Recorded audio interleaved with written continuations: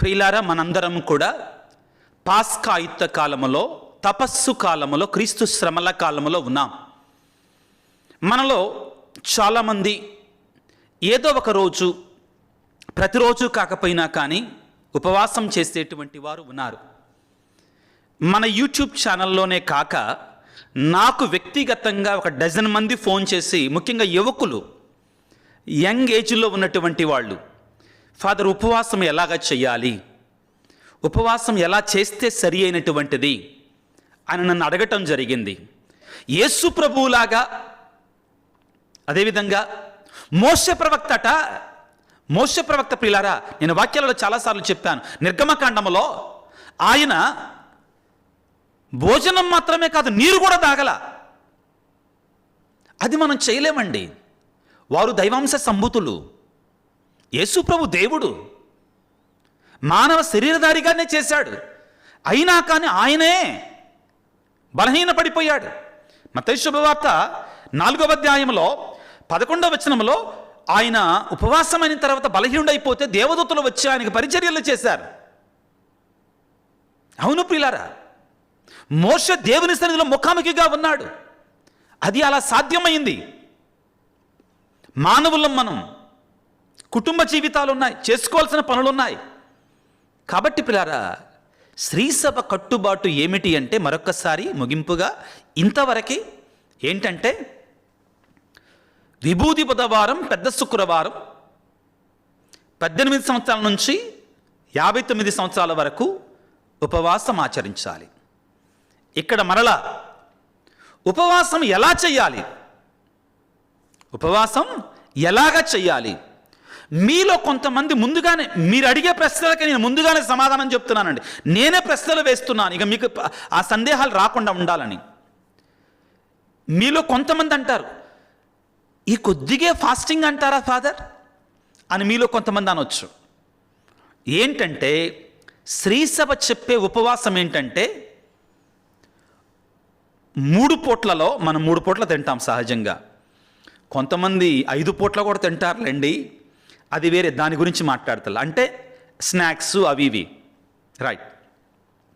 3 పూట్లలో ఉపవాసం అంటే, ఒక పూట నువ్వు సహజంగా తినేటువంటి నిండు భోజనాన్ని తినవచ్చు. మిగిలిన 2 పూట్లు, జాగ్రత్తగా వినండి, మిగిలిన 2 పూట్ల కూడా అల్పాహారాన్ని తినవచ్చు. అల్పాహారం అంటే 10 ఇడ్లీలు 20 చపాతీలు కాదండి.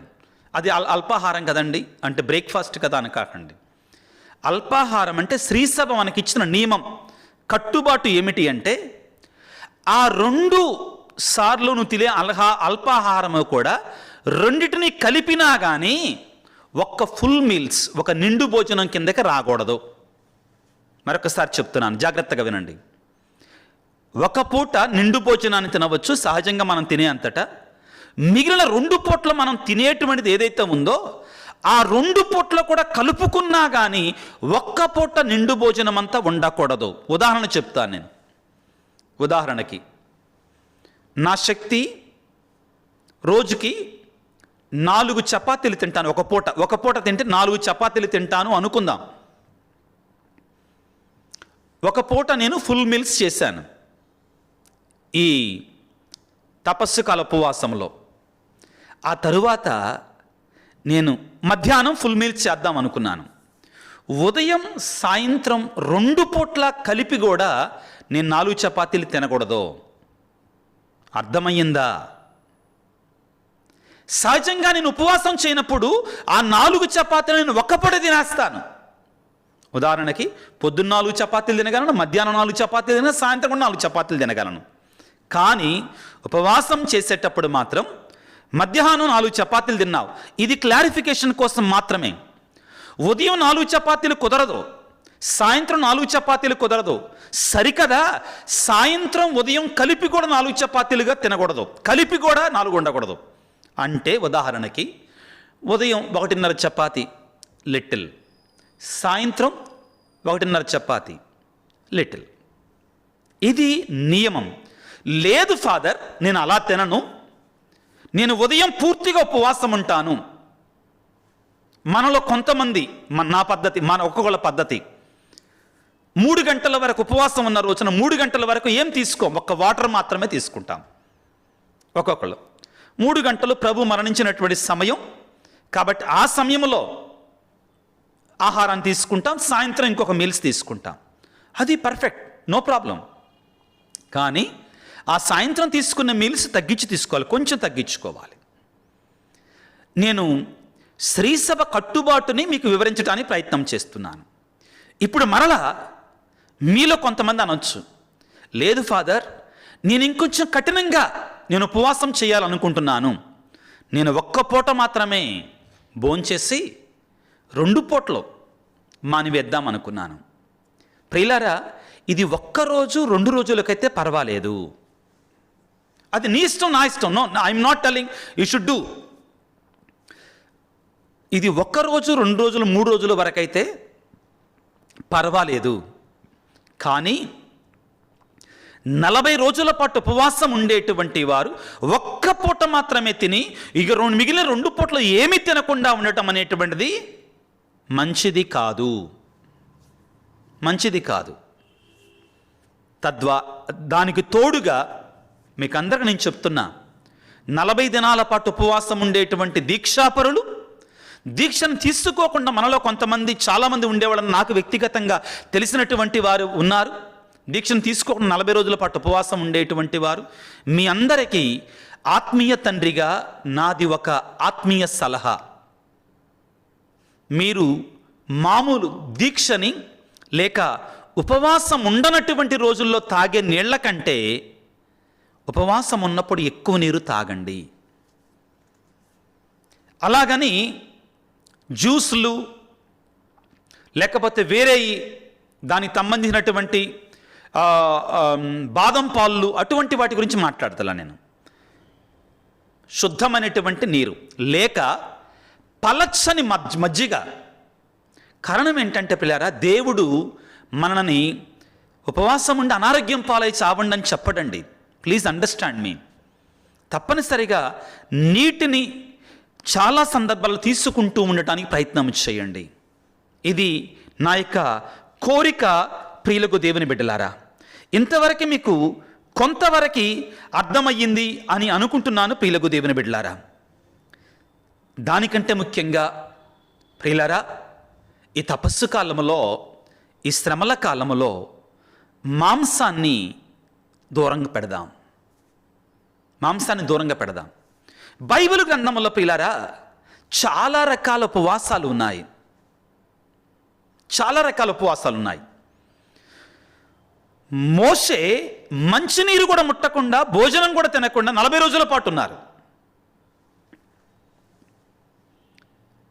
దానియేలు 21 రోజుల పాటు ఉపవాసం ఉన్నారు. ఏ విధంగా?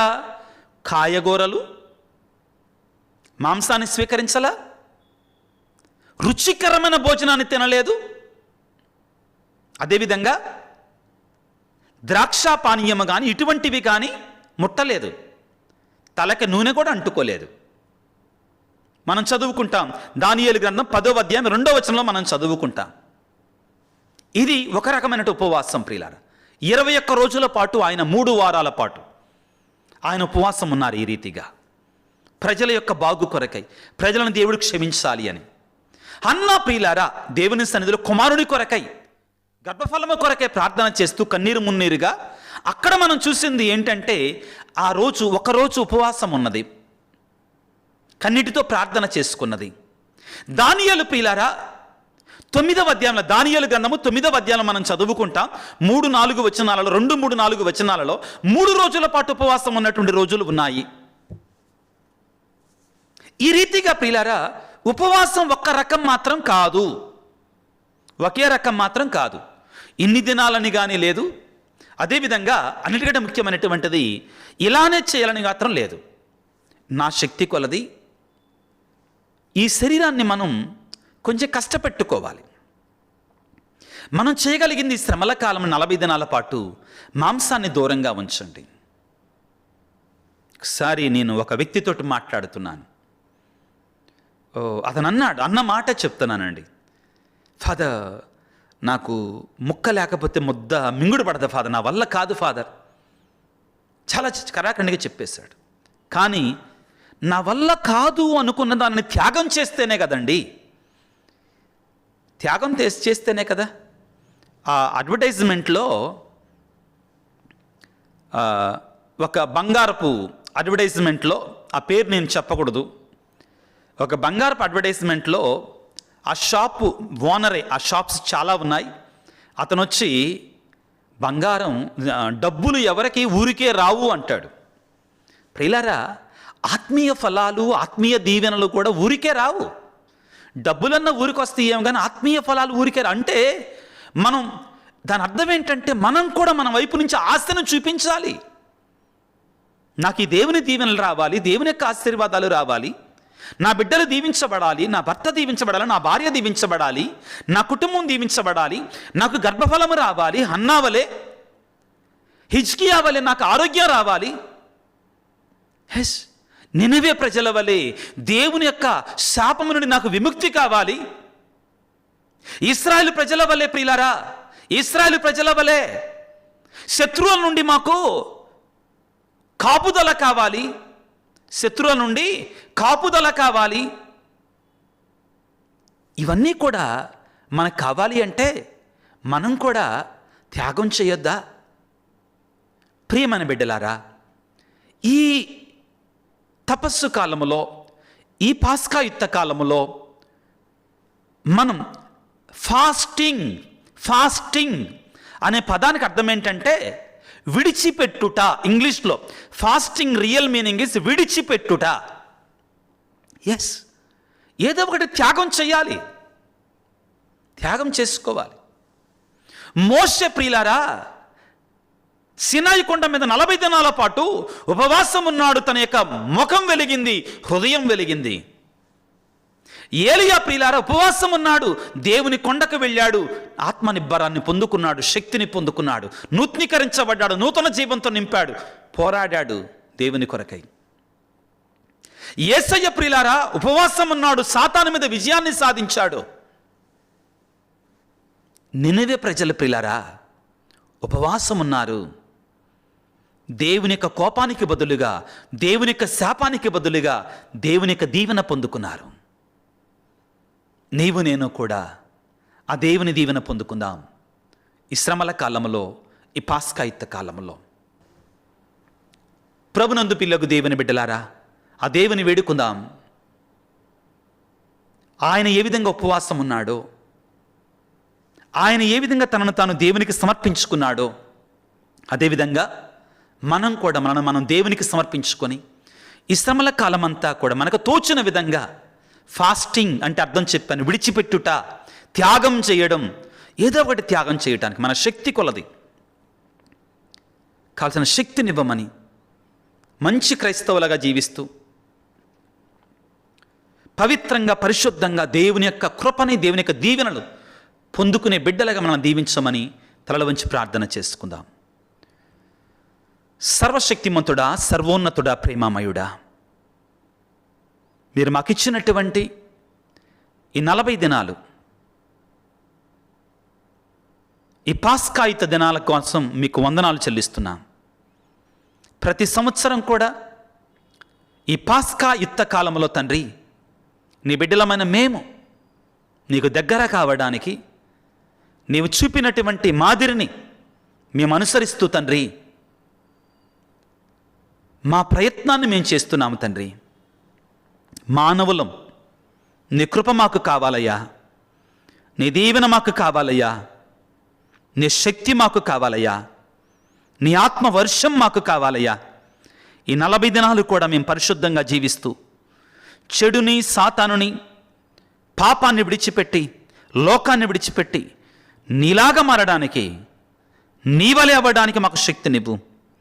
ఉపవాస విషయంలో, ప్రార్థన విషయంలో, దాన ధర్మాల విషయంలో ప్రభువా, మీరు చెప్పిన విధముగా పరుల మెప్పు కొరకై కాక నీ మెప్పు కొరకే, మా ఆత్మీయ శుద్ధి కొరకై మేము ఈ ఉపవాసము, దాన ధర్మాలు, ప్రార్థన అనేటువంటి పవిత్రమైనటువంటి సుకృత పుణ్యాలను చేయడానికి కావాల్సిన శక్తిని మాకు దయచేయండి.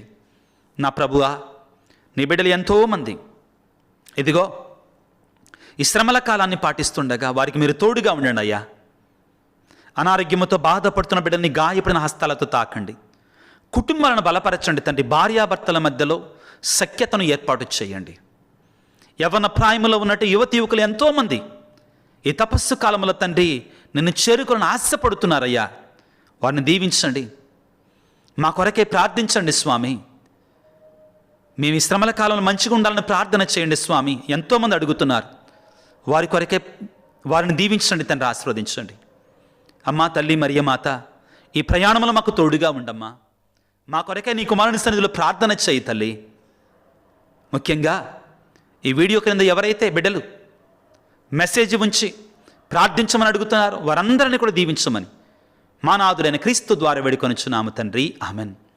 ప్రభువు మీతో ఉందరుగాక, మీ ఆత్మతో ఉందరుగాక. సర్వశక్తి గల సర్వేశ్వరుడు పిత పుత్ర పవిత్రాత్మ మిమ్ము మీ కుటుంబాలను చల్లగా దీవించి ఆశీర్వదించి కాపాడుదురుగాక. God bless you. దేవుడు మిమ్ము దీవించుగాక. ఆమెన్. ప్రభునందు ప్రియులారా, 2-3 వీడియోలలో ఈ విషయాన్ని మీకు ఆల్రెడీ చెప్పాను. ఏంటంటే ప్రస్తుతం కొత్తగా వచ్చిన యూట్యూబ్ రూల్స్ ప్రకారం మనం ఎంత మంచిగా చెప్పినా కానీ అది ముందుకు పంపించదు. దానికి కావాల్సింది ఏంటంటే ఆల్గరిథమ్స్ అంటారు. ఆ టెక్నికల్గా మనం ఎక్కువ లైక్ చేస్తే ఇటువంటి ఆధ్యాత్మిక సందేశాలు ఎక్కువ మందికి వెళతాయి. ఫస్ట్ మీరు వీడియో ఓపెన్ చేయగానే ఫస్ట్ లైక్ చేయండి. అది నన్నేదో ఇష్టపడటం గురించి నేను మాట్లాడతలా. ఈ సందేశాలు ఎక్కువ మందికి వెళ్ళటం కోసం ఒక చిన్న మెసేజ్, ప్రైజ్ ద లార్డ్ అని మీకు ఏదైనా అవసరాలు ఉంటే ఒక చిన్న మెసేజ్ను కూడా రాయటానికి ప్రయత్నం చేయండి. తద్వారా యూట్యూబ్ ఈ మెసేజ్లను ఇంకా ఎక్కువ మందికి పంపిస్తుంది. అదేవిధంగా ఇట్లాంటి మెసేజ్లు, ముఖ్యంగా కథోలిక ధర్మాలను వివరించేటువంటి మెసేజ్లు మీరు ఎక్కువ మందికి షేర్ చేయడానికి కూడా ప్రయత్నం చేయండి. ఈ విషయాన్ని నేను అడగటంలో నేను మొహమాట పడతలేదు, సిగ్గుపడతలేదు. దేవుని కొరకే అడుగుతున్నాను. దేవుడు మిమ్మల్ని దీవించుగాక. God bless you.